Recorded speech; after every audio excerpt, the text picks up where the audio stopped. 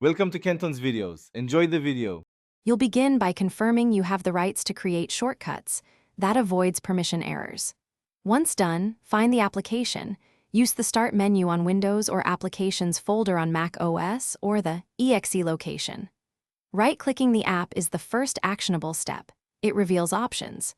Make sure to choose the correct target, desktop, taskbar, or quick launch, because placement affects how quickly you open the app. Now proceed to create a link using the system's context menu. Now perform the creation. On Windows, right-click the app and choose Send to Desktop, Create Shortcut, or Pin to Taskbar. That makes an immediate entry. On macOS, click and drag the app to the desktop or dock, then use Option Command to create an alias if you need a copy. Once placed, rename or change the icon for recognition. Right-click and choose Properties on Windows or Get Info on macOS. These tweaks help you find the app faster and personalize access. Finalize by testing the shortcut. Click it once. If the app launches, you're done.